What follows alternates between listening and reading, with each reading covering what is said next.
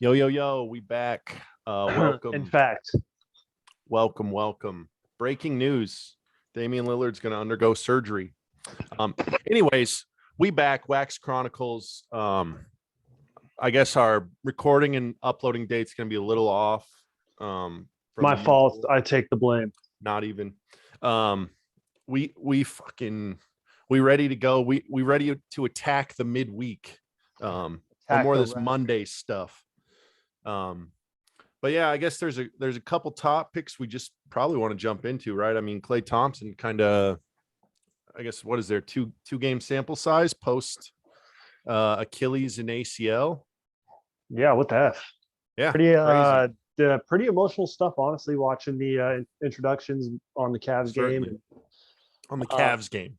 yeah, and yeah, let's talk. All right, we talked about Clay. Now let's talk about the Cavaliers. Let's talk Cavs Let's basketball. talk Lamar Stevens. No, but I mean, it's just, I mean, it is what everybody thought it was going to be, and it's just amazing to see him back out there. And I mean, I don't really have any thoughts other than just like it was cool to see him. Like he shot, what was it, Yeah, like 17 times in 19 minutes or something like that? I think it was like 18 times in like Oh, he played 21 more. Yeah, he minutes, played 24 minutes or something. Yeah, my minute count's way off, but Well, yeah, and like I don't know if you've heard any of the like reports on stuff that like after the fact, but like that first play supposedly wasn't even written up for Clay. He ends up shooting that weird like bullshit floater in the lane, like a shot you'd never see Clay take in a million years. He had obviously the big dunk. The shooting was a little bit lackluster, but honestly, like I mean, everybody's trying to get there like, oh, this is the old Clay, or no, he has rust. It's like the guy missed a lot of time. He's going to take time to come back. Like, why even try to evaluate him after the one fact or two? that he missed 900 days and looks this good? I'm like, yeah, I fully believe that he'll be able to get back to a form that is hard to even discern that he's lost a lot or anything. Well, yeah, it's like his game. I mean, his game, he's known for being like, oh, he touched the ball for 45 seconds, but had 21 points. Like he's just a flamethrower catch and shoot guy. Obviously, we'll see if the defense is still there. Yeah, that would be my main concern. Yeah, I think that's what, and again, it's just going to take him, no matter what injury you come back from, getting that conditioning and getting back up to game speed. That's the thing that bothered me was like, let's just all accept this moment as like an awesome moment for the sport, for Clay, for the Warriors. But the people that jumped in for like the like hardcore analysis of everything he did, they're like, I'm just like, what are we doing here? Like, shut the beep. Yeah, that just seems pointless. But it's cool to see Clay. I mean, I know it probably comes through, and let's be honest, the only people watching know our biases inside and out. But I will never say a good thing about the Warriors, but this one was actually cool. It's hard not to root for Clay. I mean, he's just what could be said that hasn't already been said about him? I mean, he's like he's a living, breathing meme. Everyone loves him, plays basketball in a fun way. So cool to see him back out there. Yeah. I kind of had like that weird moment of clarity a few weeks back where I was just like, I can't hate Clay. Clay is awesome. I just don't hate Clay. I hate Draymond. I hate Steph. I hate KD. I don't hate Clay. I don't think. My thing, you're always hesitant about even giving them respect and like. What do you mean? I feel like you don't even give Steph respect. KD's better than Jordan. How am I not giving? That's KD fair, but again, respect? All right. I've been saying that, dude. That's fair. I'm not gonna fight that. I mean, you see Steph. He is what he is. He shoots 40%. Like. Meanwhile, like I poo-poo you for shitting on Steph, but I'll tell you what, dude. If we wanted to make my comment karma on r/NBA segment, dude, I was cashing in on the Steph downturn, dude. I shorted the fuck out of him, dude. I was confused with about every word you just said. So on r/NBA karma down. Let me bring it back. So on Reddit, you get karma. What is that? Just somebody giving you some upvotes, downvotes. Okay. So the discourse, good karma, bad karma. Yeah. So here's what's been happening is like the MVP discourse has been like a lot of casual fans just said Steph's the MVP after 25 games, and they were just like they were not going to watch any more basketball. They were just going to make their opinion based on that. In the top 5 at this fucking point. I think there's probably a legitimate case for 5 guys over him. I don't think he'd fall out of my top 5, but I mean that's just the thing. That's where the discourse is. It's more accurate that he's not the favorite. It's not Steph versus the field. He's part of the field, and what is KD and Giannis are probably the 2 presumptive favorites right now. Yeah, but I think with the downturn, I think the Nuggets are. I mean, wins and losses are going to be what costs Jokic the MVP. It's just what does the voter base have a tolerance for when it comes to losses? Because his performance it's about is wins or that of the losses. MVP. Then anyway, go on. You were making a point about the Reddit. No. But I was just going to say with the Steph stuff, I've been trashing his MVP case probably 3-4 weeks ago, right when because like I'm a Steph hater, I'm a Warriors hater, so that after like his first bad game, I was like MVP case is done. You can't it's possibly over. win. It's through. But then, like, the cold streak continued.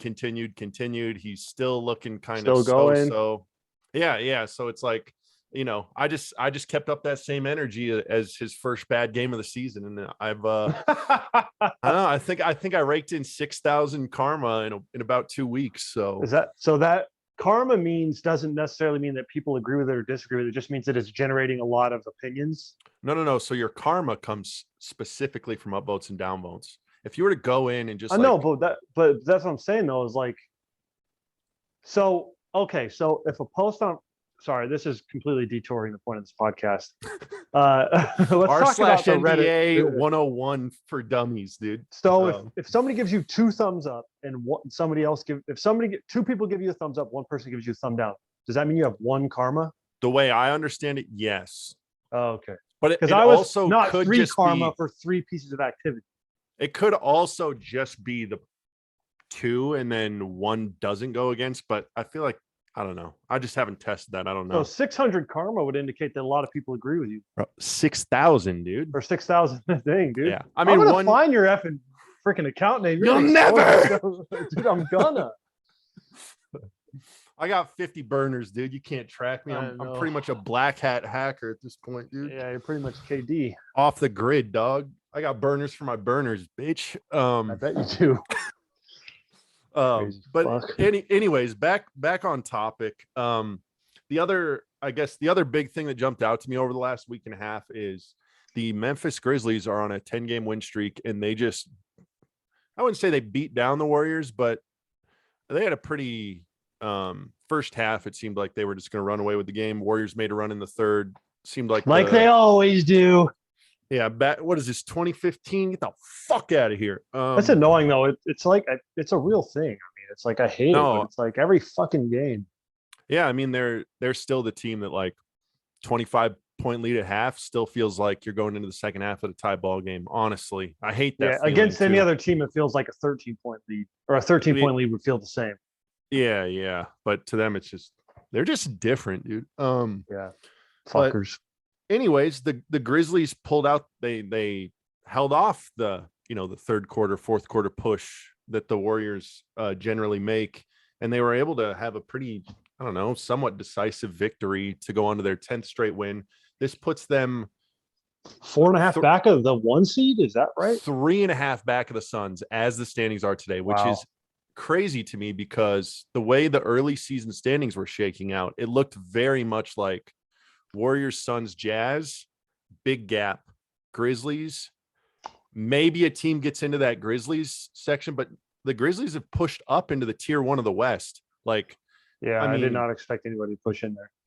Yeah, I thought that was their chance for that was dead and gone, but I guess all it takes is a Ja coming back in a 10-0 run. Or even winning those games, winning all those games without Ja. I mean, they're fucking. Well, yeah, I mean, and the other thing that's cool about them too, I don't know if but I mean, like some of the reports about them just being like unreal with the trash talk. They just trash talk everybody all the time. Everyone hates it.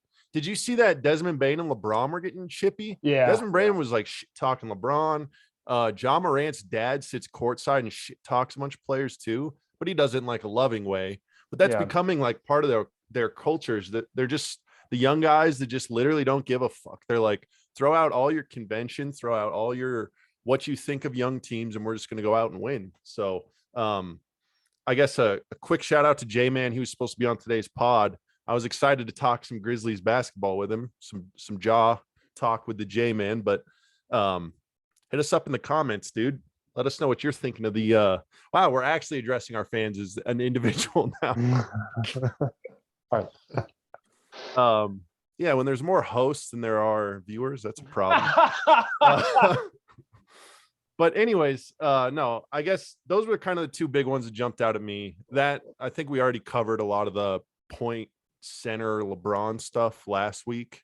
That continues to make the rounds. I mean, there's other storylines. Speaking of the Grizzlies, forgive me if I have overlooked this, and it's already happened, but they seem like that team seems like a slam cover waiting to happen, dude.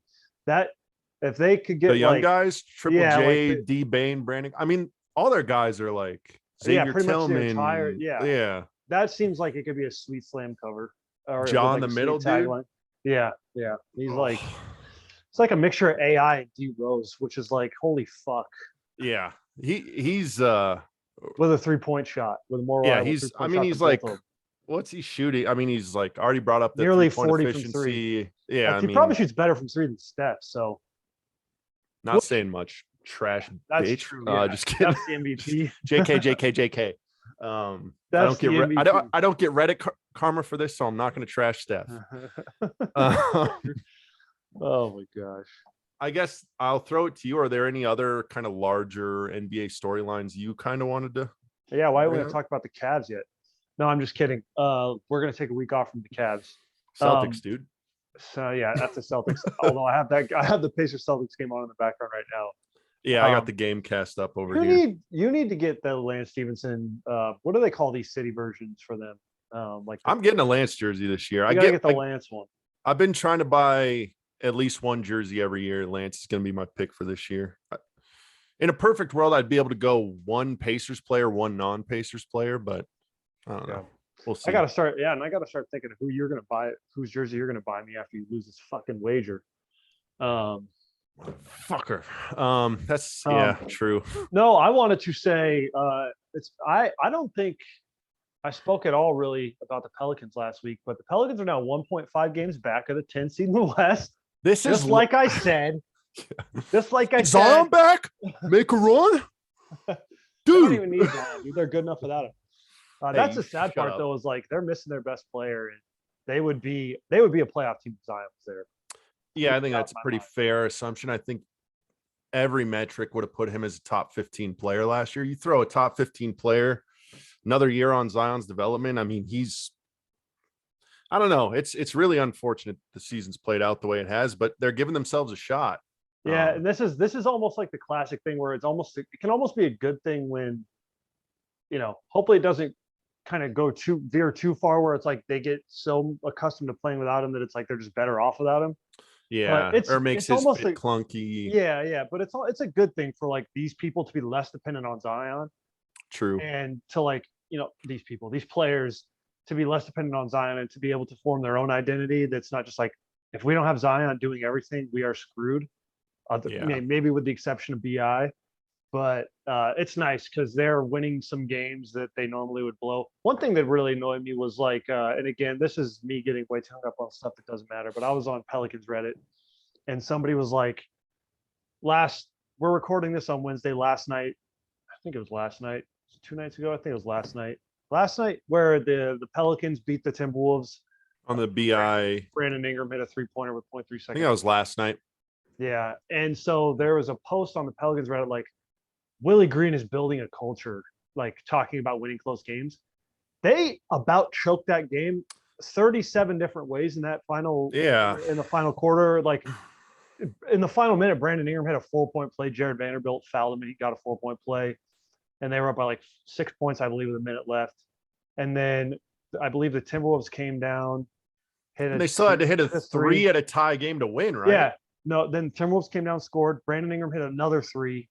And so it's like, you have a 6-point lead with a minute left. It shouldn't come down to a buzzer beater. That's not shouldn't be culture. Close. Shouldn't be close. And I know it's hard to put NBA teams away because NBA teams are good and NBA players are really are amazing. But it's like I get that it's nice to actually pull that out. That's a game last year that they would have ended up actually choking away. But it's like, I take it back. Maybe that is building culture. Like the fact that it's a bummer that they had to come down to a game-winning shot, but the fact that they were not able to just choke in regulation and lose is a Yeah. step in the right direction, I guess. So Yeah. flock up, dude. Flock up. Shut up, dude. In Pelicans hour, dude. No, that's I don't know, man. They've been like, and the way the West is shaking out, that 10 spot looks super gettable. Cause like, if I'm not mistaken, It's down to the Blazers, 9 Kings, seed is like, Spurs, well, yeah, like the 9 seed's like Thunder. close to 50-50 ball. And then after that, it's just like, oh, these are the worst teams in the league. The 10 seed is the only one that's obtainable. Yeah. So it's like, I mean, a team, there's still enough season left that like a team could really go on a run and get in there, but it's just like there's a 10 seed that's very gettable. I don't even think they need Zion to get it. They just need to keep It's doing such a what they're bummer. doing. It's such a bummer because like if you could remove the first 15 games of the season, they're kind of like they're a 500-ish team, which is crazy to me to think about because like to me, I wouldn't expect them to be a 500-ish team without Zion. Yeah. But that's an awesome JV, dude. And I think that David Griffin deserves credit for that and Willie Green as well, but like for and Trajan Langdon and Swin Cash and the players. The players, especially players most of all. But like for Yeah. a team has been put together that people laughed at and thought was a joke, and like they're starting to win some games and they're proving that they have good players. And I don't know. I've heard it's crazy too, dude. Like, not to like just crap on their rotation or like their rotation from the last couple of years, but like this is a team that I feel like they just I hate to be the guy that's like they just needed Drew Holiday, but it's like all they really needed was like one or two other guys that could come in and take the pressure off. So all these young guys that they had in too high of positions for their skill level didn't have to fail at a too high of a usage rate. So they were able to like, I don't know. That was just, I think like adding like JV, obviously Devontae, and then like kind of lucking out, maybe not luck, but like the Herb Jones pick.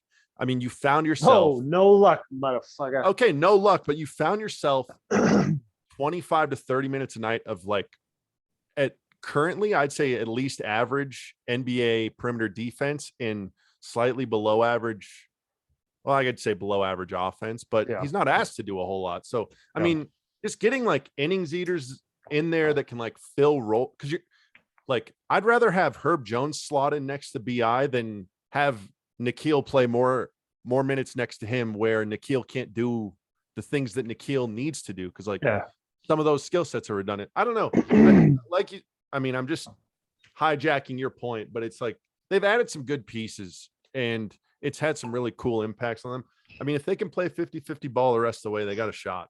So, and that's especially now, kind of like you touched on earlier, if Dame Lillard's out for the rest of the season or even for an extended period of time, that should help their odds with the Blazers and overcoming the Blazers. The Kings are the Kings. You know, their odds are they'll probably make some sort of movement, even if they don't. Yeah, like they're gonna win their 30 games or 32 games like they do every year. And then the Spurs, which the Spurs just don't have a lot of talent. They're fighting and they're scrappy, but so it's there for the taking, and it's there for them to lose in the first play-in game. But I don't know.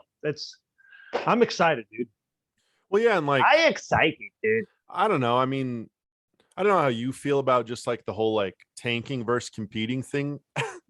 Psycho. But I feel like they've really, maybe it was an intended consequence or maybe an unintended consequence, but the play-in and allowing other teams that chance the playoffs has really made the NBA a better place. I really believe that because like in prior years, you'd have the Blazers, Spurs, Kings, Pelicans, probably Pacers, Hawks, all would be sellers right now because they'd be so far behind that it's just like, I mean, you can't be 10 games behind from a playoff spot right now and think you have a legitimate chance. But because they've, I don't know. I'm glad that they made that change. I will say though, at first, but I would still prefer that the 7 seed didn't have to play. That's fair. I'd prefer if it was like a 9-10, they play, and then the winner of that plays the 8 seed, and then that's it. Yeah, I mean, I think that's fair. Like for a team to fight for a 7 seed and still have the potential of like, well, wait, because how does it work? The 7 plays the 8, and then the loser of that game plays the winner of 9-10. Yeah. Dang. Yeah, that's tough. I think so. That's tough. Yeah. I zingzo. So wait, could you go through your potential rework again? 7's just guaranteed. Yeah, 7's guaranteed. 8 basically has a bye, and then 9 And then plays they 10. play The the winner winner of in that 9, plays 10? 8. Yeah, Okay. 8 plays the winner of 9, 10, and then the loser goes home from the loser of 8, 9, or 8 in the winner of 9, 10. I think I'd agree with that actually, as like just full stop. I don't know. That seems like a good idea. I just wish, like, I like the idea of a plan, but I think that, like, there could be a little bit more Because the security and, benefit, like, the benefit doesn't come from fucking the 7 seed over. The benefit comes from having more teams in contention. giving the 9 through the 13, like, well, maybe. Yeah, and so that's not going to change. I mean, Yeah. the only thing that would be affected is, like, I'm sure they want the TV revenue from another 1-game playoff.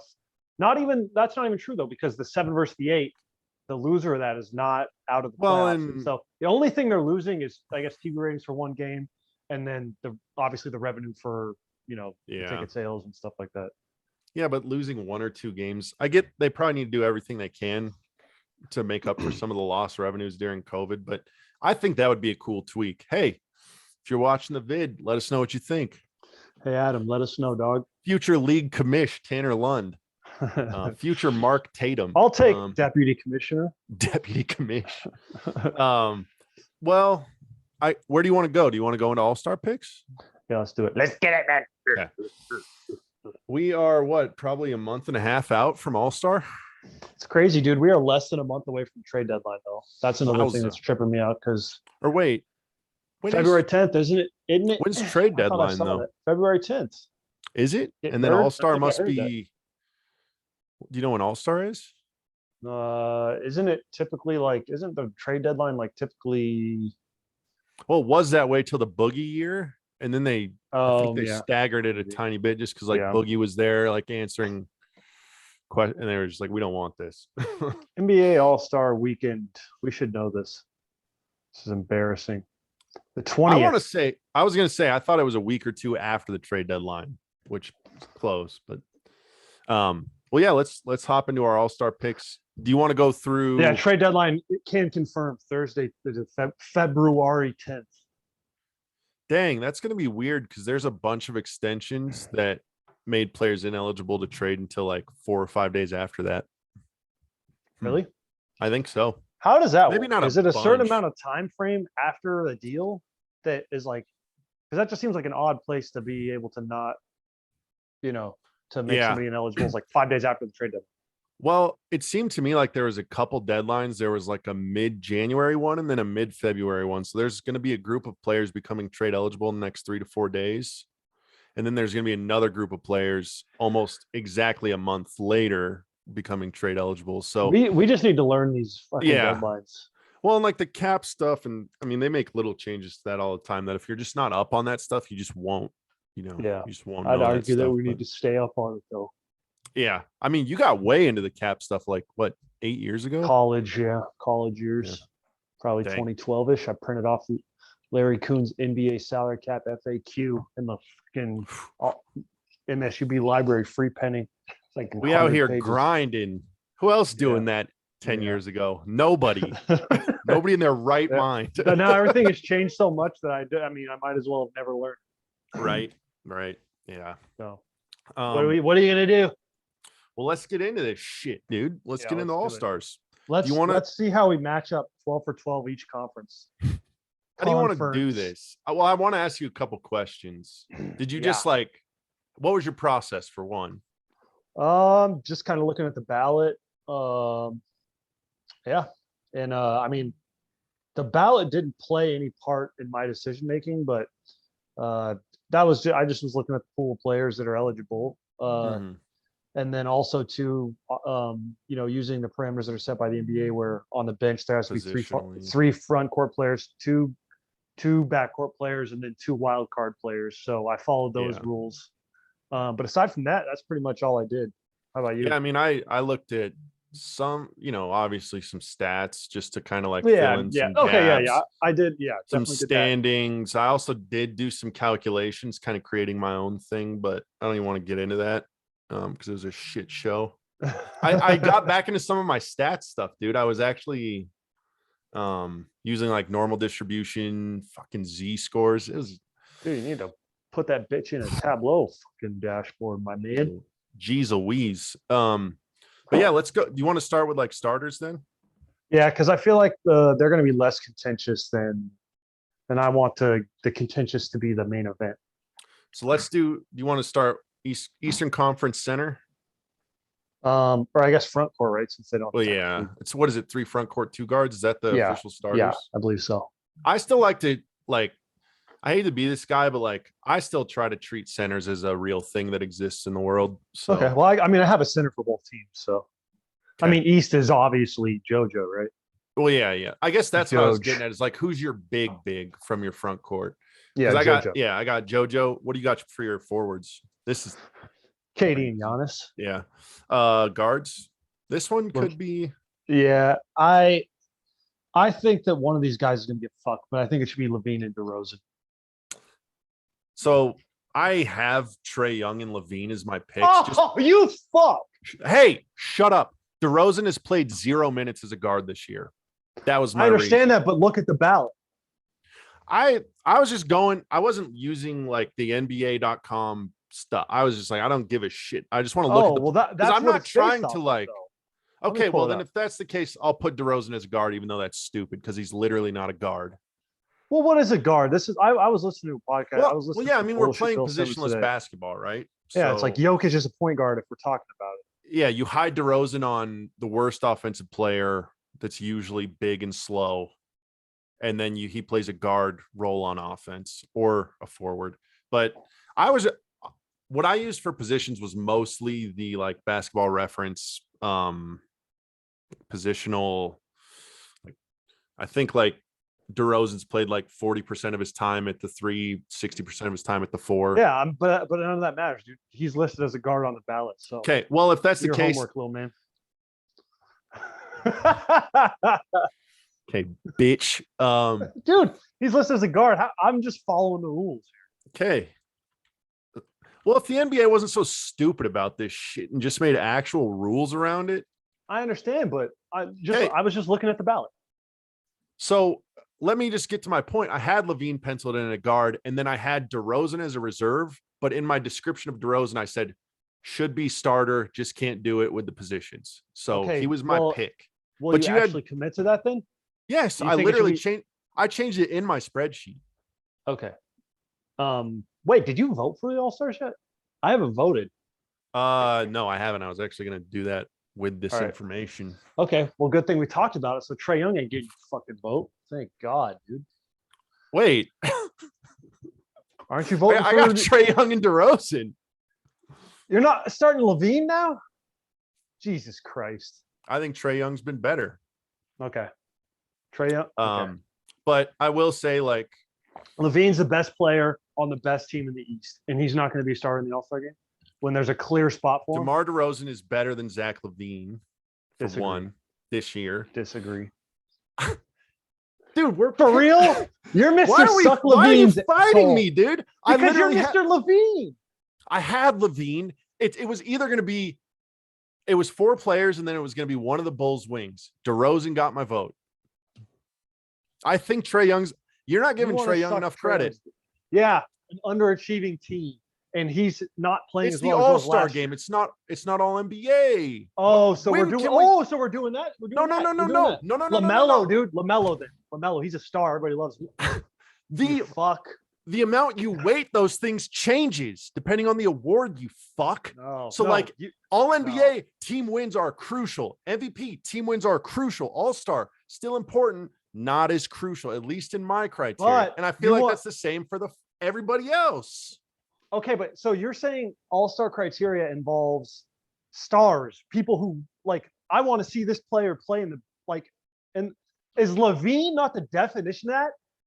He's a reserve. Windmills from the free. He's my 6th pick. He was in there. What could Levine ever do to be a starter in the All-Star game? You are literally Levine's biggest fan. Average 30, 10, and 5, and be the best offensive point guard in the league. Christ. Do that, because that's what Trae Young's done this year. Fuck. With a dog shit team. You want to blame the Hawks? Blame a lot of people. They were Eastern Conference. Clint Capella went from all NBA level to replacement level for one. Their freaking wing rotation is garbage. Cam Reddish, DeAndre Hunter, always injured, always like spotty, inconsistent play from those. I don't even know what the fuck their backup guards do. Not to mention the COVID. DeLon Wright, watch your fucking mouth. Yeah, the guy disappoints every fan base he goes to. Everyone's like, "Oh, we got DeLon." Then they can't wait to ship him out 18 months later, dude. Just tell me Trae Young's an all-star at least. Yeah. The fact that we're fighting about this is asinine. It's not. No, it's not. One guy has. It's important, dude. Yo, viewers in the comments, let us know if this is asinine that we're doing this because we care. It's not asinine because we care. And at the end of the day, all-star starter means something more than all-star reserve. That's fair.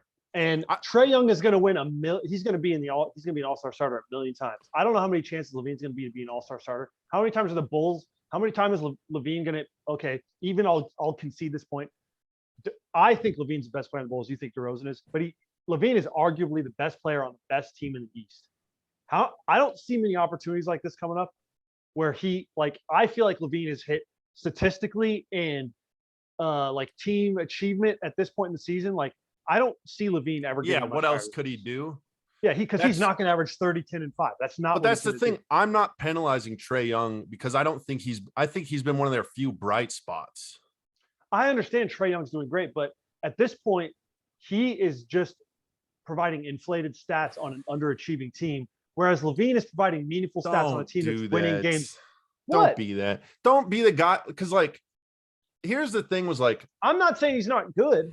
He's a winning, because when you start to go to those, he's not playing mean. It's like everybody's out there trying their hardest. I didn't say he wasn't playing meaningful. Then don't discount him for still trying to win. And his stats aren't inflated. They have, like you said, when I said their team's been playing like dogs, you said, well, how? It's because they have too much depth and not enough actual guys who move the needle. I don't know. I disagree because they clearly have the talent to make it to the Eastern Conference Finals, and it's not everybody's but Trae's fault. Yeah, no, but they have the same players. Tell me Clint Capella is the same guy he was last year. Please tell me that. I don't think Trae's the same guy he was last year. He's better. I disagree. I don't know, man. I just think that what he's doing as a point, I mean, it warrants it. I just don't see why that's controversial. I think he's legitimately averaging 28 and 10 and 5 on really good efficiency. If we want to have this conversation around all NBA, I would be much more willing to penalize Trae and say, I don't want him anywhere near an all NBA team if his team was nowhere near the playoffs. That's where that's a disqualifier. To me, this does not disqualify us in all stars. Does not disqualify those players. I'll be honest with you, dude. I view the all-star game the same way I pretty much view the all NBA teams. Not necessarily because I don't care that much about all NBA teams when I'm talking about, or I don't care that much about records when I'm talking about all NBA teams. So see, team win-loss, and I'm wrong. Really Statistically, he's playing better than last year, so I'm wrong for that. He's shooting better. He's scoring more. Trae, yeah. Well, yeah, I mean, not as much as he did 2 years ago, but. And again, I don't even want to we've already belabored this, but Zach LaVine has a case over Trae Young. I'm not going to deny that, but I think Trae Young deserves it, and I'm a huge mark for both these guys. And I will say that Trae would be my sixth man. He was the one I cut. You're a motherfucker, dude. No, because LaVine is my sixth man. Why are we fighting? Because I think it's important that LaVine gets one because I don't know how many chances he's legitimately going to have, and the fans are obviously going to vote for Trae, and they're obviously going to jack off the popular players. But I don't know. LaVine still isn't getting enough respect. We're talking about DeRozan for MVP, and it's fucking LaVine's the best player, in my opinion. Why is DeRozan better? Because he's closed a couple games? Because he's the closer, and that's what the media narrative will tell you. I'm just telling you what. Not I know, but I'm asking your opinion. I think DeRozan is a. You said DeRozan's better. I think he has been. I think he's a better creator than LaVine. I think LaVine's in a perfect position for himself where he can just be slotted in at a two guard that can almost like Kyrie last year. It's oh, you mean Zach LaVine doesn't have to generate 90% of our creation from the perimeter? Now he can share that load with now it's by freaking what's it called? Committee? Yeah, it's like by committee more so their offense than it had been in the past, where it was just like Levine, hey, Zach, go do stuff for us. Zach, they ball Zach. Day ball Zach. First mention of the podcast. Thank you very much. But no, I just think DeRozan's playmaking element has been kind of we're comparing like a really good to really good. So it's like that puts him a half step higher. I think DeRozan's playmaking is overblown. That's fair. I think the Bulls just have a really good, unselfish team that all is willing to do what's right. And DeRozan might be and he has creating his own shot which in turn helps create for others, but he's not out here orchestrating an offense. Well, and he's not the same guy he was on the Spurs too, because like him on the Spurs was different than what he is now too. Yeah. So I just wanted to, because his playmaking was advanced on the Spurs. I feel like you said, you're absolutely right. He doesn't have to do as much, but I don't know. I mean, we're like nitpicking. Both the guys are deserving, but this is the sucky thing about the NBA. Too many times there's 7 guys for 5 slots. There's 13 guys for 10 slots. So, just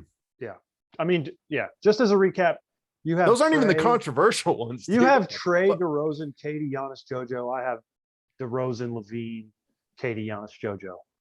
Yeah. 2 members of De Balzac. De Balzacs. But interesting. I guess since we're so alike in so many ways, I usually assume that like, oh, he won't factor in winning into his all, but like that sounds like a legit point of like. Well, put it this way: I don't think about All-Star games in terms of this a lot, but sometimes I'll sit back and think the best team in the East only has 1 All-Star when they have players playing at All-Star levels, and so I'm like, yeah, I think the best team in the East deserves 2 All-Stars. See, I get that. Great. I have that specific mindset when it comes to reserves. When I'm like, okay, I have like 9 guys that I'm sure on, and then there's a group of 10. I'm like, so who are the Bucks, Bulls, Nets? You know, who are those teams? Who's the second fiddle on those teams? Because those guys just get like an instant buff. They get basically. Boosters. Dude, he's so freaking boosted, dude. Do you want to go West starters or down the East still? You call it. Just keep on the East. Okay, yeah, it works. So again, my positions are going to be fucked up, but I don't really care. My shit's going to get mad controversial. Do you want to go front court? Sure. I only have 3 front court players. Both my wild cards are guards. I have 4 more front court players. Well, 3 more. Sorry, I'm an idiot.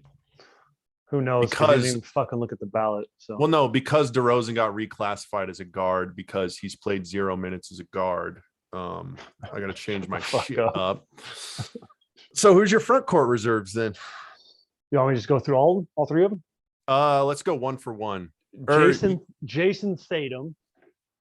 Okay. I don't have him on my team. Yeah, of course not. You have Jaylen Brown, I'm sure. Sure don't. Chris Middleton.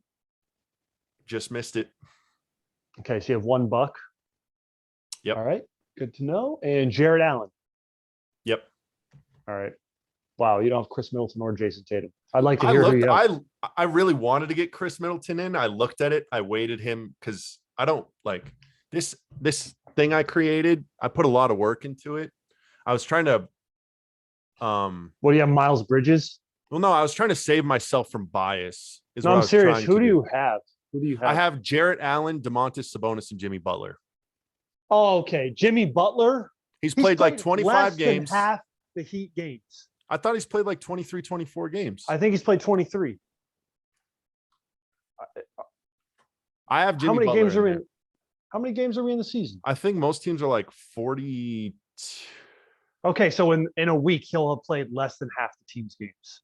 He's played 23. But again, like some of these things, I guess get that. All right, I just won't explain anything. No, let's hear it, dude. No, I mean the thought was like All-Star is still 4 to 6 weeks away, and I think I've ran into the same issue with like Paul George in the West. I was like, I don't know what to do because if we were voting for All-Star today, I think they did enough. But if they continue to miss time, which it looks like Paul George will, I didn't put him in. But I don't know what the latest is on the Jimmy. Okay. Jimmy Butler At news. this point in the season, you would have rather, because you don't care about wins and losses when it comes to All-Star game. You would rather have Jimmy Butler season over Jason Tatum season. I will literally ram my head through a wall. Yeah, I 100%. Holy fuck. And I don't even think it's remotely controversial. Okay. All right. So wow. We'll leave it. We'll put a pin in that as this one. podcast comes to a screeching halt. Go do. So what? Okay. Somebody can play one game, average 50 points a game, or score 50 in one game. Be like, all right, I take that season over somebody who averages 30 and plays every god. It's game. Predicated on Jimmy Butler coming back and no, getting I'm talking right now. Because I'd still take Jimmy Butler's season over Jason Tatum's. And I will say, what I think Omer Yurtseven, dude, before fucking Jimmy Butler. Jesus. How are you so high on Jason Tatum's season? It has been I'm not that high on Jason Tatum. I'm that low on Jimmy Butler. He's played 23 games. Wow. Let's look at Jason Tatum's shooting splits. 41, 32. 84. Yeah, let's look at Mr. Stupidly Locked In. Yeah, he's doing 1,000 times better than that. Shooting 50% from the field. Yeah, all he does and like 87% from the fucking line. Anyways, dude, like we got to move on because we will never get through this pod, and I'm actually getting mad at you. Let's do the guards. Wow. Well, I'd love to hear what you have for me next. You Van Vliet, Harden, Levine, and then I have like a 4-way tie for my last spot. Pick one. Okay, I will. Let me think on it though. But who's your? I have Van Vliet, Trey, Harden, and I have a fourth guard. You only have room for 3 guards. I have room for 4 guards because you. Well, no, I have a mystery slot that's like 4 guys tied right now that could go any way, right? Because we each get 7 people on the bench. Yeah. 3 of them have to be front court. I have 3 front court. You had 4, I thought. I had 3. I thought you said you had 4. No, because I moved Levine back down to a guard reserve because DeRozan could technically be a guard. Okay. And then last. Okay. Because it was only what Sabonis, Allen, Butler, and then Van Vliet, Harden, Levine. My last one's LaMelo. Weren't you just shitting on me for LaMelo? No. I was saying you think that it should be about the stars and the shining lights and popularity. And I was like, oh, what do you have LaMelo in the starting lineup? No, I think LaMelo should be an all-star though. He's in my 4-man tie. Yeah, it's him. It's funny you say this because it's where I tried to force bias in. It's him, it's Drew, it's Middleton, and it's Jaylen Brown. And I couldn't pick one. Well, you have to pick one now. Why are you so high on Tatum though? I'm really confused by this because he's played pretty poorly, even by his standards, and they have been dog shit. So why is he like this guy who's like above all criticism that you level at other guys? No, he's not above all criticism, but it comes down to, this is the problem I ran into in the East. I think I ran into it in the West as well. Yeah, it is. Where I would rather put another guard on as a reserve, but you have to have 3 front court players. And Middleton was what Jared Allen was a no-brainer to me. Chris Middleton was a no-brainer to me. But then I was like, I'm not putting in Jimmy Butler because he's only played 23 games. Yeah, he's missed. And that was the only other guy I was like, well, okay. And like, if you want to, like, we could look at the Eastern ballot, look at the front court players. Jason Tatum's the only one that really stood out to me. He's like, okay, yeah, he's an all-star. Because Jaylen Brown's backcourt, missed Bradley games. Beal's backcourt. Not been great. I didn't feel like voting for Siakam. Missed too many games. Yeah. I mean, if you're going to draw, but Miles Bridges is like, I didn't feel comfortable with that. I don't feel comfortable with that. Julius Randle's had a dog shit season. So I was John Collins. So I was like, I have to go Jason. There's just not a lot of good front court players that deserve an all-star spot, in my opinion. That's what it boils down to. Yeah. And maybe I just have a blind spot. They have underperformed so much that I was like, I just don't feel comfortable being Sabo. That's one to me that it's just like, just eye test from watching Pacers games. I can't vote against him, dude. He's great. He's great. I'm not just going to go into Sabo hour, but I understand why people wouldn't have him. But like, to me, he is as locked as a reserve can get because I just watch more Pacers games than I watch other teams. and he's just an effort guy. So, anyways, so we agreed on our guards then, right? Up until that last spot. Well, who did you choose? I think the Bucks have been looking pretty rough lately, which leads me to be like, wants me to re-examine like the Drew and Chris Middleton, but the guy I was leaning to out of that group before was Drew. Okay, interesting. So you think Drew deserves it over? Well, I guess it might not necessarily mean that because, well, kind of does since you know Chris Middleton is a forward. Fuck. I don't know, dude. I don't know. I'm kind of surprised, dude. I'm surprised I got so fucking contentious, dude. I mean, I'm not that contentious. I just bitch. really am confused that you put Jim Butler over like Chris Middleton. I'll send you my worksheet and send you my numbers. One guy that I really wanted to put in there just because it's in Cleveland. I wanted to like put Darius Garland in there because he's been a really good player for a very good team. But I was just like, he doesn't deserve it over LaMelo or Trey or Van Vliet or James Harden. As much as I hate it, I hate just like James Harden, dude. I hope Harden gets voted in, and then I hope he gets injured and he sits out the game, and somebody who actually deserves to be an all-star gets it. Because, dude, I just like I was watching the highlight of the Bucks Nets game from the other night. His defense is as bad as ever, dude. Like there are times were like I was watching. It was basically like a film session. They were talking. They weren't even talking about James Harden. They were talking about Giannis and like his distribution, his playmaking. And there were so many times where his passes were to wide open players from that James Harden was just like. There was a classic James Harden where he's standing on the left-hand side of the key, like looking around, and his guy's in the right-hand corner for three. And it's a wide open three because Harden just didn't run the baseline and chase him down. And there were times on fast breaks where he just like is walking around meandering, just like this motherfucker, man. Like he's great, but it's like I am so tired of his age. It's so stupid that he can play like this, and I get that part of that's due to injury. Like obviously nobody we know talks to James Harden in his effing camp, but I think there's probably some residual effect, whether that be still injury stuff or whether that's conditioning. But like you said, at this point, like hold yourself accountable. Yeah, we're 40 games into the season. It's like, dude, like he's never really held himself accountable like that. Yeah, just because it's stupid that he can be this lazy and still be deserving of an all-star when you want other guys to get it ahead of him. That's what frustrates me. I mean, I guess he deserves some credit though to be that like seems. I don't want to call him these guys don't know him, but like it seems like he doesn't really give a fuck a lot of the time. But he's still so good that he can carve out such a large role on a great team. So he deserves credit for being so fucking good. But it's just like I can't stand that motherfucker. Yeah. Definitely frustrating. Frustrating. So I'd much rather give it to Darius Garland. Yeah, or like I'd rather give it to. There's guys I'd rather see Bradley Beal. I'd rather see Jason Tatum. I'd rather see Jaylen Brown, Chris Middleton. But I don't know. Harden's he's frustrating, dude. Do you want to start with the West starters?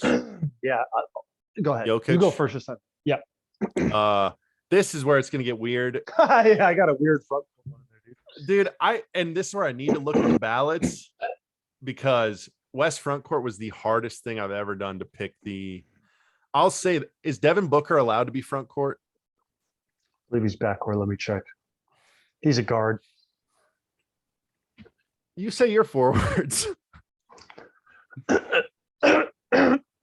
Excuse me. Who are they, dude? You're gonna laugh at my answer this one. Who are they? LeBron. Okay. And Cat. He's front. Wait. Oh yeah. Yeah, I'll do that too. Copy Mike, because you're so ass. No. That's I didn't know. I was doing positions my own way. I had Dario Saric. He hasn't played him. Fuck up. Anyway, what point guard did you have at power forward? Since you don't want to follow the goddamn rules. So I left a spot in there for traditional center because I think a center is a position in basketball that should be Jokic is its own distinction. Yeah, but I have Cat as a reserve center. I don't qualify him as a forward because he's literally not a forward and he doesn't play forward. He plays center. So it just makes my shit weird because I was looking at the West forwards. That eliminates Cat. Like Devin Booker's technically backcourt. So that left me with like Draymond Green, Zinger. Kristaps, Fuck that. Paul George, Wiggins. Have you seen how many votes Wiggins has gotten? He has Warriors a ton of bump. votes. Yeah, It's the Warriors bullshit. bump. He's played Hate good that this year, shit. though. Not that good. Anthony Edwards and BI. Anthony Edwards is a backcourt, so take him out. Okay.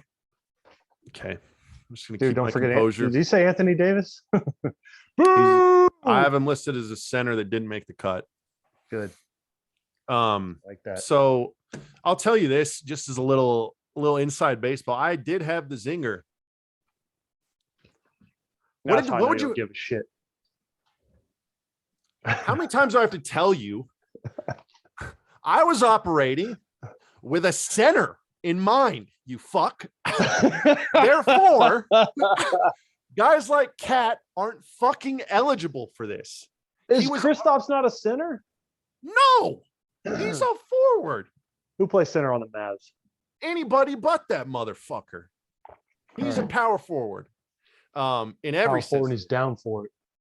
And I wanted, so it came down to Kristaps and Draymond.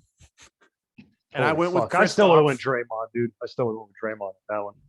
I tried to eliminate all bias. I just tried to look at the numbers and be like, who are the best basketball players? Who are playing but that's like the numbers best though. 24 players in the league. I know, but don't you think Draymond is a better player, honestly? I don't think his numbers bear that out this year. I know, but like he is. I don't think he's proven that this year.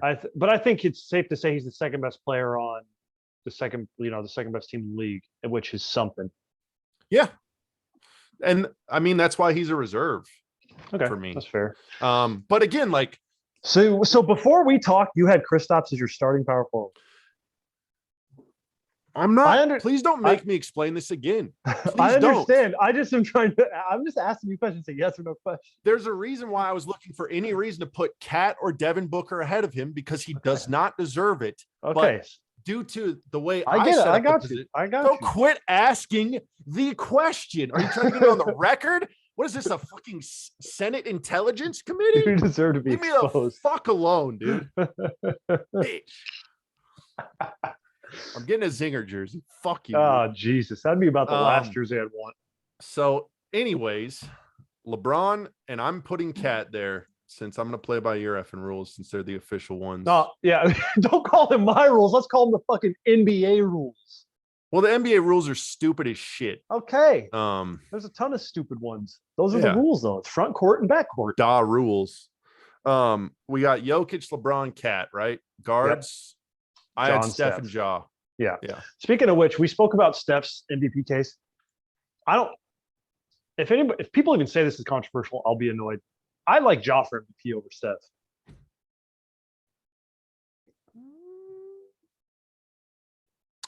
I mean, the fact it's an argument, I think, speaks volumes to Ja's season and how awesome he is and how. Well, awesome I mean, the thing that would put he's not going to win it.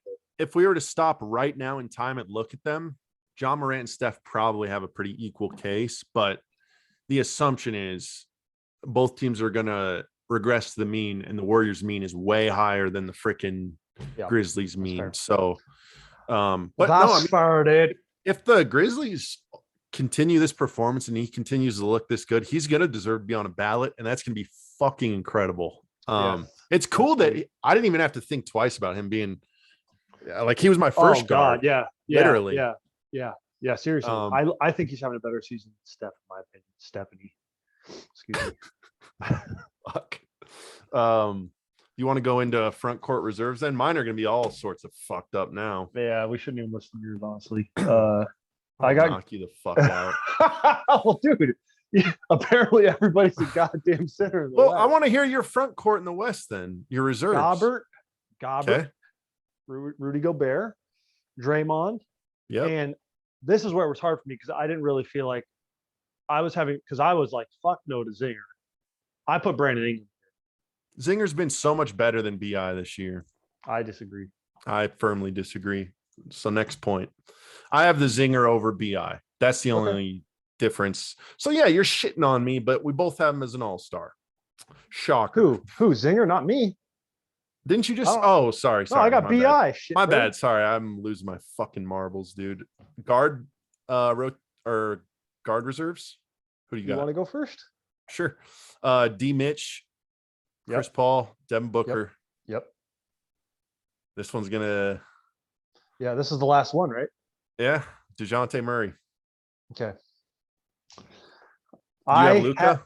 I have Luka, but I literally in my notes have I want it to be DeJounte, but it will As never of today. As of today, it's DeJounte, but by All-Star time, it will be Luka. I think that's pretty obvious. No, I think it can even be DeJounte by All-Star time, but he will never get it because he's not white and he's not Luka. Yeah. And DeJounte could average a triple-double, and Luka could have his worst season as a pro, and they would still put like. I mean, I don't. You're almost describing what's happening. That's the funny part. Yeah. So I don't know where like my mindset flipped to predicting what's going to happen rather than because I'm not trying to predict what's going to happen. I'm trying to tell you what I think should happen. Yeah. But like for some reason, I strangely and you still put Luka over DeJounte. Yeah, because I was like, that's what's going to happen. But I like DeJounte better than Luka this season as an All-Star. But you know what? Gel will freeze over before that happens, and it's sad. I think he's more deserving, but like Luka, there's a chance Luka starts the All-Star game over Ja. Yeah, a good chance. It's probably pretty likely, honestly. Which makes me want to vomit. Yeah, but I mean that's why. Oh crap! I mean, moral of the story: don't put too much time and effort into the All-Star game because it's fan voting and it's bullshit. As we just okay, yeah. Well, now we can get past 30 minutes back. Yeah.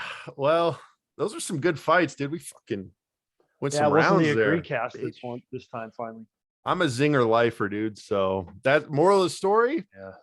I'm a zinger guy now. Yeah, the unicorn lives. Sure he does. Fuck, dude. Yep, sure he does. Honestly, though, what did we end up? We had like what 1 or 2 picks different. Let's go back and do because I had Drew over LaMelo, Blomlo, and then you had Tatum over Sabonis. Are you okay? You had Tatum over Sabonis, and then Lomlo over Drew. Yeah, and then I also had BI over Zinger, and then Luka over DeJounte. I also had Chris Middleton in the East. Oh, over Jimmy Butler. That's fair. No, dude, I mean Chris Middleton's nearly 25-5. And Jimmy Butler's been a far better basketball player than him. Yeah, and he played for a week this season. Did you give any thought to DeAndre Ayton in the West? Yeah. But again, with my criteria, I had 2 to 3 centers in each conference, and I wanted legit centers, and he's just never gonna. He'll always get crowded out because Jokic, Gobert, Cat. He'll always be at best. He's the 4th in the West. Yeah, it's almost like the C-Web Western Conference power forwards. He's always going to get having fucked. Like 3 All-Stars or something during that stretch when he should have had like 7. Yeah, that's some horse shit. Yeah. Or like it's like the Conley with the West guards for all those years. Just odd man out. Well, anyways, I guess that probably concludes our No. I got some funky stuff for wait, All-Star game MVP early pick. JK, we'll cover that in a later edition. Hold on. I gotta put you on the spot for some of this shit because this is making me want to puke out my dick. What now? God. Brandon Ingram versus the Zing Man. Let's just pull up their stats. Shitbird. Fuck you. You're wrong. You're wrong about Tatum, and you're wrong about Kristaps. Okay.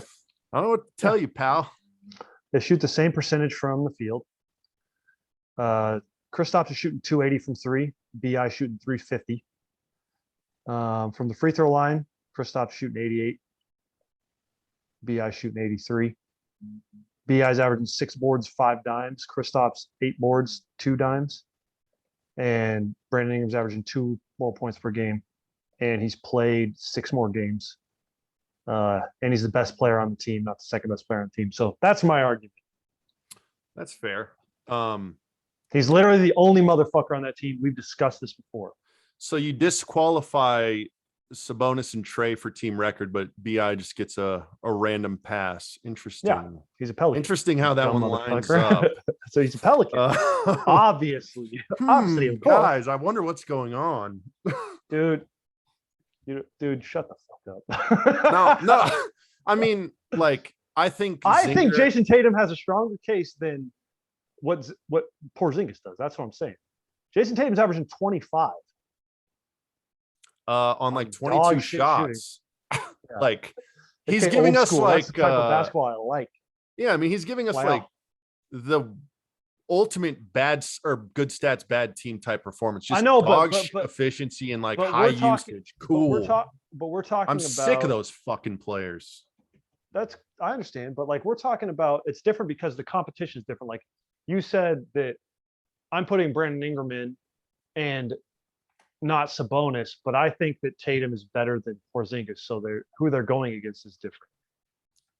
I think there's a pretty clear case for Sabonis over Tatum too, but I will say this: I believe Sabonis is way more of an all-star than Porzingis. You want? Let me hit you with this: 19, 12, 4.5. So he's like the definition of a walking double-double. He's the definition of like the old school 20 and 10 power forward. But on top of that, he's shooting 58% from the field, which is like bananas. I mean, that's like you usually don't see guys like that score 20 plus up at like that elevated 55 plus range. That's usually your like lob threat bigs. So for Sabonis to be the main spoke on the offense is still that efficient. Like, let me make this clear. You could talk me into Sabonis over Tatum, but not Butler, Zinger.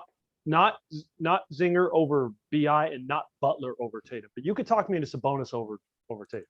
I'm going to assign some homework for your fucking. Just do some research on the Jimmy Butler's highlight. He doesn't have any highlights this year. He hasn't played a goddamn game. 23 of them. There's 23 game films to go watch where he's one of the most like efficient, like get your like isolation scores, not to mention one of the best defenders in the league, not to mention a great distributor and above average. Like he's just, dude, I don't know what you're not seeing with him. He's fucking dynamite. Like last year's Jimmy Butler this feels more of a natural continuation to the bubble, the way he was playing than, I mean, he played good last year, but he just fell short in the playoffs. But I don't know, dude. I just think you're selling him pretty short. And I get that the games played might just be a bridge, might be a bridge too far. But yeah, I mean, it is. If he played 6 more games, I'd be okay with it. But, so he's missed 3 weeks, 4 weeks. This is why I don't like to set hard games cutoffs, because then you have to but like, where's your cutoff? Say NBA teams are at like 55 games or so at All-Star. I think that's a valid question. I would prefer that a player plays more than half the team's games. And that's fair. I'm confident that, maybe it won't be, because again, we're doing this pretty preemptively. We're still more than a month out from the All-Star game. A lot can change. Mm-hmm. But as of now, he's played roughly half his team's games. And to me, that's just a little bit, that's something to me that's like a disqualifier. That's fair. Unless they're like absolutely out of this world, which like he's playing great, but he's not playing fucking LeBron, Jokic, KD, Giannis level. Well, I'm like, I see what you're saying, because like it's easier to slide in like a so-so pick with the West front court because there's less talent there. That's what I'm saying. Yeah, that's why I didn't feel good about the East front, because I would rather put another guard there.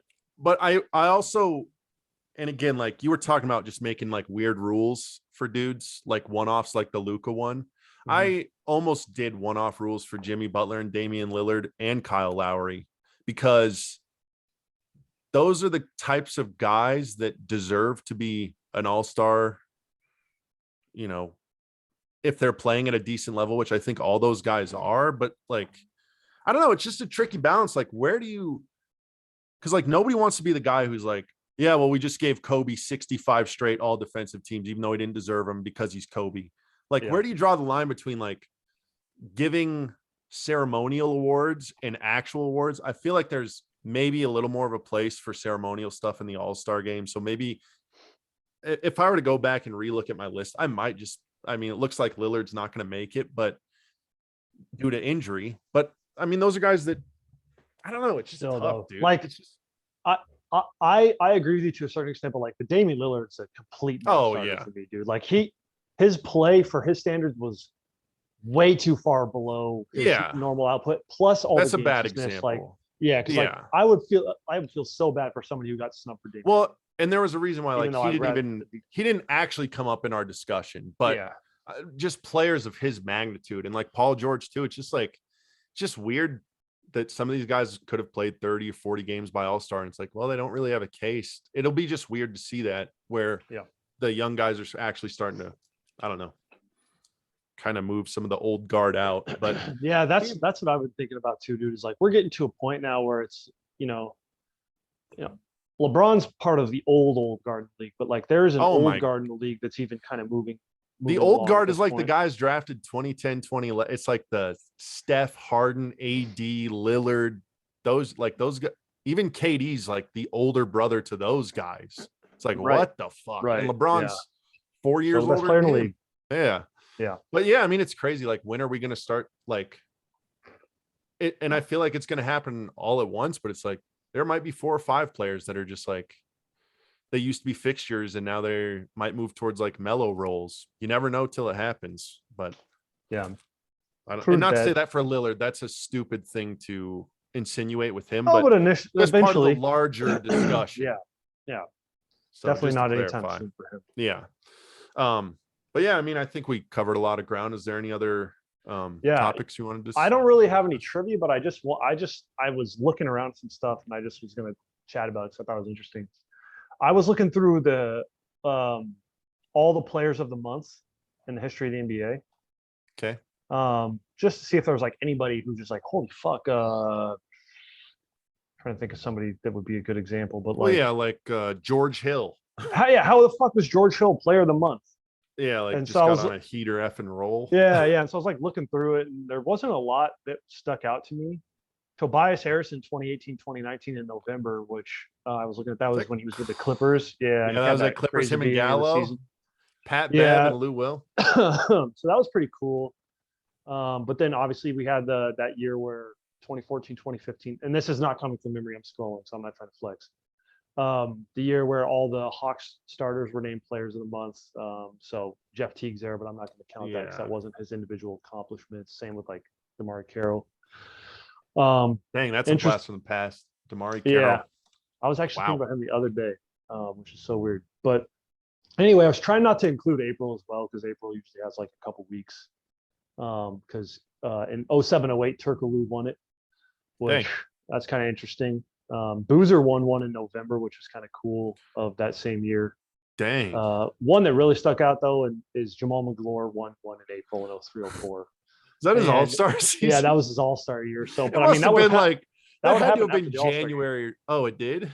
Yeah, it was in April. And so I didn't even want to really mention it because like there's only a couple weeks of games, but I will let me tell you what he was doing. Yeah, what are his splits for that F and A? But I mean, that was but like we've talked about that season a million times. He was, he was an all-star.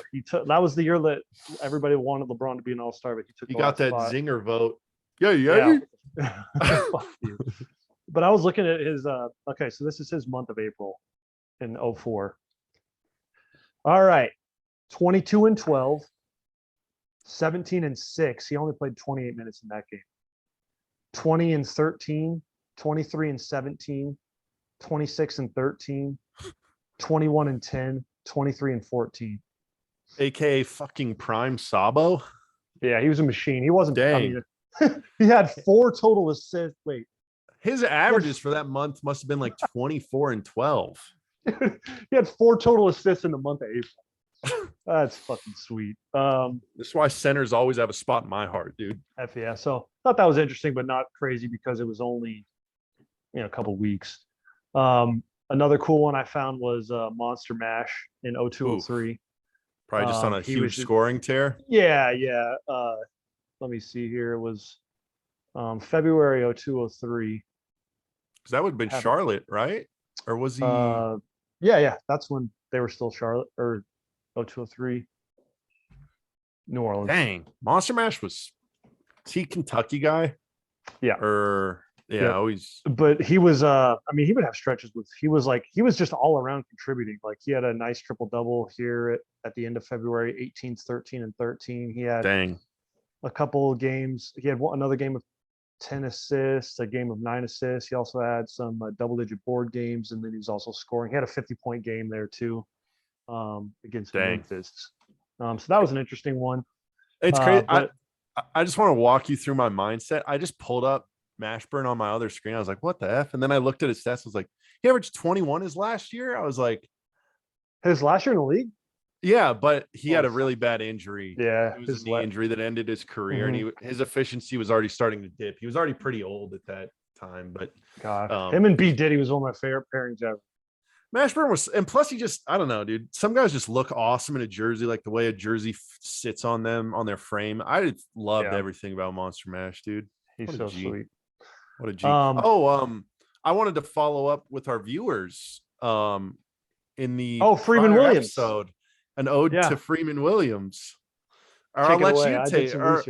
Well, yeah, we did some research, and I was trying to just find like the most field goals attempted per game for a guy who, like, you know, kind of had that 15 to 25 minute 6-man roll, 15 to 30 minute. I mean, the way I segregated the data was I literally sorted by lack of games started, most minutes or fewest minutes played, and most shots. And we were wondering if Tanner had just stumbled on to like the most effing just come in and get shots up guy in history.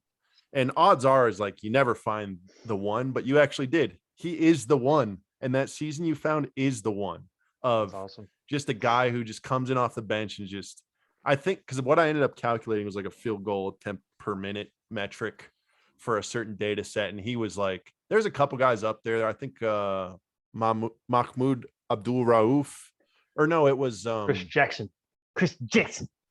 Yeah, I think it was him. There was a couple. Was it when he was Chris Jackson? I'm guessing. I'd have to look because I don't know when the name change took place, and it just shows his name. Abdul. Yeah. But there was a couple guys up there, but no, Freeman Williams. That was the like best season for that, which is I don't know. I thought that was cool that you just stumbled onto the fucking GOAT like that. And on a personal note, we were speculating about drug use, and I came across some articles that he came upon some really hard times with drug use. But it turns out he's doing better now, which is good. But another thing that was kind of that is interesting was, which I almost feel like there was potential that we would have heard of Freeman Williams. He played for Portland State back in the day. He scored 81 in the college game, and I believe at this current moment he's the second all-time leading scorer in NCAA history, next to Pistol Pete. He was like, he was a scorer. He was legit. Yeah. Yeah, he's a walking bucket. He's what you call legitness, dude. Yeah, some would say. Speaking of which, though, no, go ahead. No, you. I was going to go back to some of these player of the month things. So. Oh yeah. Sorry, I don't mean to keep cutting you off. No, not at all. So they started going to the East first. They started handing out a East award and West award in 2001, 2002, but before that it was just for the entire league. And they started handing out the award in 79, 80. And so there's some kind of fun ones just looking back from when it was, just a league-wide award, not a conference-based award. Eddie Jones won one. Dang, that's kind of shocking, actually. Yeah, what the fuck, cool. Dude? Franchise, dude. Cedric Sabalos and his motherfucker. Chives, dude. The chives. Shouts out to Three Ring Circus where we found that nugget. Perlman, yes. Yeah, with the said Sabalos, greatest nickname ever. Self-anointed. Yeah, he's bigger than LA, dude. It's Chives. Yeah. Detlef Shrimp won one. Glenn Rice won a couple. But anyway, going back to when they first, to kind of bring everything full circle, Freeman Williams won it for the month of December in 80-81. So that's kind of funny that turned around. I'm pulling the splits. But I found two other names that I wasn't familiar with. Jeff Ruland. Are you familiar with Jeff Ruland? I've looked at his I've heard the basketball reference page, and I've been like, what the fuck? Talk about a dude lost time. And Kelvin Ramsey. I pulled up. Kelvin Ramsey won it in March of 81. I pulled up that his name is card. not very familiar at all. Pulled up his player card for March of 81. He was a guard.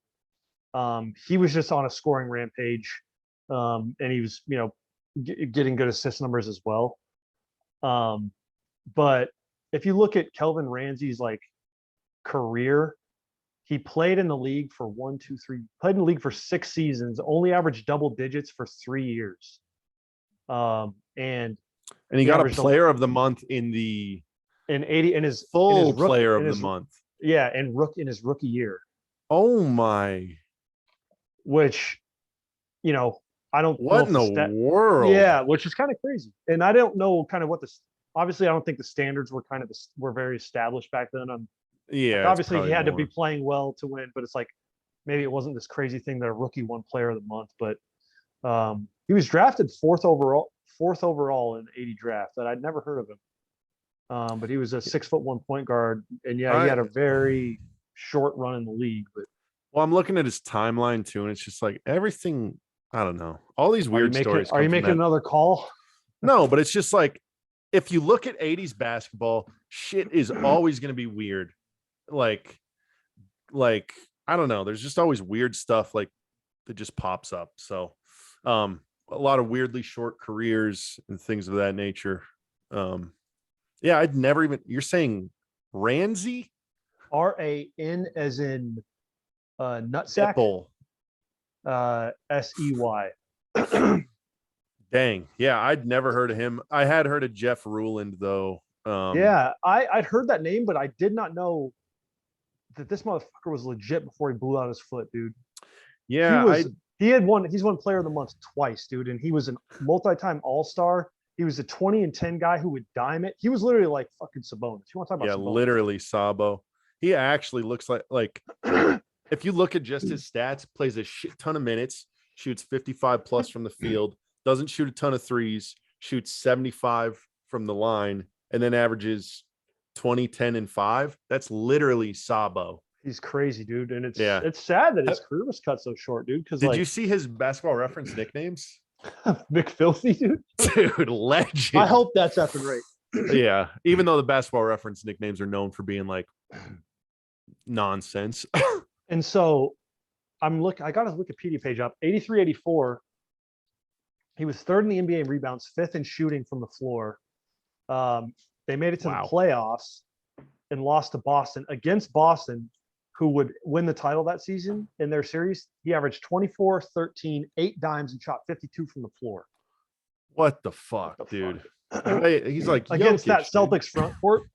Yeah, I would love to actually watch some highlights of that shit. I bet there's some Bullets games from that fucking era that you could find. He'd probably be going off.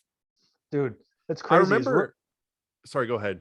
No, I was just gonna say his rookie year, he played 82 games, didn't start one, and he was averaging 14 and 9 off the pitch. What the fuck? Unreal. 56% from the field too. Yeah, that's crazy, man. Where's the oral history on Jeff Ruland? Honest to God, because like he looked like he was on pace to be a great, like one of the greats. Great, dude. Literally. And nobody talks. Yeah, like that's not hyperbole. It looks like the injuries really started to crop up super early. But yeah, he messed up his foot and it was never the same. Well, he had 3 full seasons, then he had 37, 30, and then 5 games, then retired for 4 years due to injury. So he literally had 3 full seasons, but I mean, just gangbusters in those effing years, dude. Well, yeah, and even the seasons that were cut down by injury, he was still dominant. Yeah. Yeah. I wonder like why 11 and 5 in his like last season when his foot was, I don't understand it. He's like way ahead of his time, I feel like. I'd love to watch him like some highlights. Well, yeah, it's like I don't know. We got the Bryant Reeves documentary. Where's the Jeff Ruland one? Well, dude, apparently he's been a coach for a long time. Yeah, it says he's an advanced scout for the Wizards. Yeah, he was an assistant for Philly back in the 2000s, and he's like been a college coach now. He looks sweet now as like an older guy as a coach. Dang, that's crazy. Because like the way I stumbled upon him, I think I was just like I always like to try to find my own like impact metric based on other stats, and I always try to do different, similar to what I did with my All-Star game stuff. Where it's like you try to look at the numbers and put together your own one metric that's like all encompassing, you know, try to find your war for basketball, even though I don't believe in war for baseball. But I was putting together all these like top 10 player lists based on my own impact metrics. and his name popped up in like the 80s, and I was like, he was the only name that popped up, and I was like, who the fuck is this guy? It's And McFilthy then to you, motherfucker. yeah, I guess so, dude. But yeah, I mean, he's crazy, dude. I think that's a research project for both of us over this next week, is get a little more Jeff Rulin knowledge, and then some Kelvin Ramsey knowledge as well. Well, dude, in 83, 84, he led the league in minutes played, I believe. Wait, you're talking First, about ruined. McFilthy? Yeah. Wait, you're talking. Wait, what's his name? McFilthy. Okay. But yeah, I mean, he's literally like proto Sabo. 6'10" with a huge frame, leading league in minutes. Unbelievable. Yeah, whoever that coach was, whoever was fucking Thibodeau that ruined his career. Yeah, he led the league in minutes per game and total minutes played. Let me see. 83, 84 Washington Bullets were coached by Gene Shue. I'm not familiar with Gene Shue, but they went 35 and 47. So he ran him into the ground for a losing team. Great. Wonderful. Yeah, thank you. Yeah. Thank you so much. Thanks for taking a potential all-time great. Yeah. No, that sucks. I'm actually very excited to do some research on this guy, though. Yeah, I want to watch some highlights of him. I want to try to find an old game. They're starting to put a bunch more old games on YouTube in the last couple of years. That's nice. I've been watching some. I tried to watch like all of the 2012 finals recently. Oh, not. But anyways, we're just talking like it's a phone call. We need to hop off this. Nope, shit. I got one last thing, dude. One last page open. We've talked about the series in our very first episode. Call back to our very first episode. When we talked about just like basketball memories, and I think I talked about like memory hero stuff about Baron Davis and D Wade kind of having a slugfest in D Wade's rookie year, and the Hornets losing, and that being one of the most devastating moments as a Hornets fan to me. I pulled up the series for that just to, because I've done this before. I didn't remember it exactly, but I just thought it was interesting. I'm not going to go through it extensively, but guess how many times in the series one team scored more than 90 points? It's a 7-game set. Yeah, more than 90, and it's a 7-game series. What year? 03-04. There's 14 chances if we're being just. Yep, 14 chances. How many of them were above 90 points? No, first, how many of them were above 100 points? I'll say 1 or 3. Zero. And then I was going to say like 7 above 90. 2. Not 2. Let me read you the box scores. Game 1, Miami 81-79. This is what I missed. This is basketball I missed. Every bucket matters so fucking much. You can't just throw shit at the rim and be like, let's get a long offensive board. Yeah, Fuck exactly. that. Game 1, 81-79 Miami. Game 2, 93-63 Miami. Game 3, 77-71 New Orleans. Game 4, 96-85 New Orleans. Game 5, 87-83 Miami. Jesus. Game 6, 89-83 New Orleans. Game 7, 85-77 New Orleans. Did I say Game 5, Game 7? 85-77. What the fuck? So that's pretty fucking crazy, dude. This would be another, not like you always bring up these crazy things that just jogs. Now I want to know what like the most or like the lowest scoring like playoff series is, because that's absurd, dude. I just out of curiosity, I literally went to the 04 Eastern Conference Finals, Pistons Pacers. Guess how many times they broke 80 in 12 chances? 3. Yes. Oh, dang. So that's even worse than this series. Game 1, 74-78. Game 2, 72-67. Game 3, 78-85. That's the barn burner. 78-85 is the barn burner. 83-68. 83-65. And my God, a 69-65. 2 sub-70 scores in a decider, which I believe that was the game. Yeah. But I would love to like watch that series, dude, because like you say that now. No, I mean it, dude. Because like you said, no. there's a new level when baskets matter more when teams are scoring that little. Well, and 44% efficiency, like comparing 44. Let me try to explain this. a 4% jump in efficiency when there's fewer possessions in the game is a substantial difference than 4 percentage points change in efficiency over a larger possession. So like, not like obviously efficiency was lower, but like the gaps in efficiency between players really need to be looked at for that area, because you might have 75 possessions in the whole game.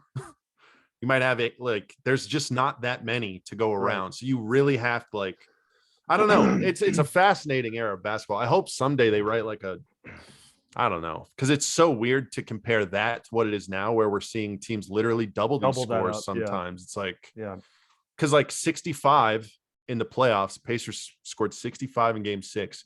Teams double that up multiple times a week now. Yeah, like that is exactly. Not like seeing 130 in regulation. Yeah. And so crazy. the Heat as a team shot 404 from the field, 255 from 3. And the Hornets shot 255 from 3. The Hornets shot 384 from the field, 315 from 3. And so, I have to put him on the spot. Rasul shot 286 from the field, but in a winning effort, so I don't give a beep. Golly, dude, that's incredible. Zero turnovers, dude, just like we talked about. Shouts out to Sul Bop. Sully, R.I.P. The legend, dude. Yeah. God dang. All right, that's all I got for you, though. I'll shut the fuck up. No, that was you always taking it because like those are the conversations I love about basketball. It's just a little weird shit. Anybody could talk about, oh, the Grizzlies are 10-0. It's really good. But this is the kind of stuff. This is why we love basketball. It's like the funnest research topic ever, on top of like the greatest sport ever. Yeah. So I don't know. I guess that wraps it up for the show probably this week. Thanks for listening, dudes. Bye, everybody. Bye.